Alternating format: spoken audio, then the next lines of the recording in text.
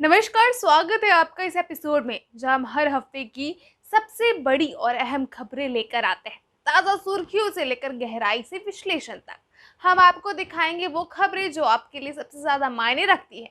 यह है बीस न्यूज़ आईएनडी और मैं हूँ श्वेता राज। तो चलिए शुरू करते हैं इस एपिसोड को।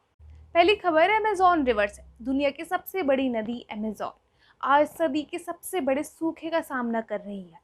121 सालों में ऐसा भयावह सूखा कभी नहीं देखा गया। अमेज़न का पानी अब लावा और राख की तरह खौल रहा है। वैज्ञानिकों का कहना है कि इस नदी का तापमान इंसानी शरीर के तापमान से 2 डिग्री ज्यादा हो चुका है। इस भयावह स्थिति में लाखों जलीय जीवों की मौत हो चुकी है। मरने वालों में 150 दुर्लभ डॉल्फिन भी शामिल है। वैज्ञानिकों के लिए यह एक बड़ी चुनौती है। सवाल यह है कि क्या यह किसी बड़े खतरे का संकेत है। ग्लोबल वार्मिंग की वजह से अल नीना जैसी स्थिति बार बार उत्पन्न हो रही है। 2007 की आईपीसीसी रिपोर्ट के अनुसार इंसानी गतिविधियां ग्लोबल वार्मिंग को बढ़ावा दे रही है और इसका खामियाजा पूरी दुनिया को भुगतना पड़ रहा है। ने 2 लाख लोगों की जान ले ली थी। आज फिर वही खतरा मंडरा रहा है। जंगलों में आग लगने की संभावना बढ़ती जा रही है। हालांकि पेरू में कुछ बारिश की उम्मीद जताई जा रही है, जिससे जल स्तर में थोड़ी बढ़ोतरी हो सकती है, परंतु व्यापक क्षेत्र में सूखे और जंगल की आग की चपेट में है। 2015 में गॉडजिला अल नीना के दौरान महासागर का पानी जितना गर्म था, इस बार उससे भी अधिक गर्म हो चुका है। अमेज़न नदी का यह सूखा प्रकृति और मानवता के लिए एक चेतावनी है।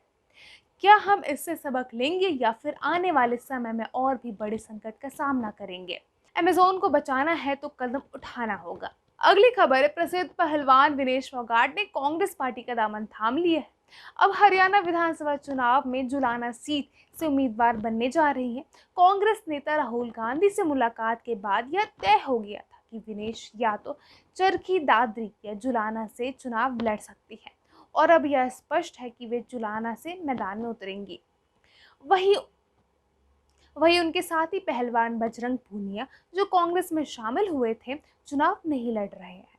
विनेश ने अपने राजनीतिक सफर पर कहा, मैं चाहती हूं कि खिलाड़ी को वह न झेलना पड़े जो हमने सहा। बीजेपी पर निशाना साधते हुए उन्होंने कहा कि जब वे ब्रिजभूषण शरण सिंह के खिलाफ विरोध कर रही थी, तब बीजेपी ने उनकी मदद नहीं की। हाल ही में विनेश फोगाट ने पेरिस ओलंपिक्स 2024 के लिए आयोग करार कर दी गई थी, जिसके बाद उन्होंने कुश्ती से संन्यास ले लिया है। अब देखना यह होगा राजनीति में इस नए अखाड़े में वो कितनी सफल होती। अगली खबर है हरियाणा विधानसभा चुनाव से। हरियाणा विधानसभा चुनाव के लिए भाजपा ने 67 उम्मीदवारों की पहली सूची जारी कर दी है, जिसमें 17 विधायकों और 8 मंत्रियों को फिर से टिकट दिया गया है, जबकि 8 महिलाओं को भी चुना गया है। मुख्यमंत्री नयाब सिंह सैनी को करनाल की जगह कुरुक्षेत्र के लड़वा से टिकट मिला है, जबकि पूर्व गृह मंत्री अनिल विज अम्बाला श्रावणी से फिर चुनाव लड़ेंगे। वहीं बंसीलाल की पोती श्रुति चौधरी को तो शाम से टिकट मिला है। अगली खबर है भारतीय क्रिकेट टीम से। भारतीय क्रिकेट टीम के स्टार ऑलराउंडर रविंद्र जडेजा ने राजनीति में कदम रख लिया है। उन्होंने भारतीय जनता पार्टी की सदस्यता ग्रहण कर ली है। उनकी वाइफ रिवॉब जडेजा जामनगर उत्तर सीट से बीजेपी विधायक है। रविंद्र जडेजा पहले भी पत्नी के साथ चुनावी कैंपेन और रोड शो में हिस्सा लेते रहे हैं। अब उन्होंने बीजेपी का औपचारिक रूप से दामन थाम लिया है। जडेजा ने हाल ही में टी20 विश्व कप 2024 के बाद इस फॉर्मेट से संन्यास लिया था। उन्होंने भारत के लिए 74 टी20 मैच में 515 रन बनाए और 54 विकेट भी लिए। अब वे वनडे और टेस्ट फॉर्मेट में देश का प्रतिनिधित्व करेंगे। टी20 विश्व कप के बाद जडेजा ने टीम इंडिया के साथ प्रधानमंत्री मोदी से भी मुलाकात की थी। उनके साथ रोहित शर्मा और विराट कोहली ने भी टी20 से संन्यास की घोषणा की थी। यह थी हफ्ते भर की प्रमुख खबरें। हम उम्मीद करते हैं कि आपको हमारी प्रस्तुति पसंद आई होगी। आज की अपडेट से लेकर अगर आपके पास कोई सवाल हो या कोई प्रतिक्रिया हो तो हमें ज़रूर बताएं।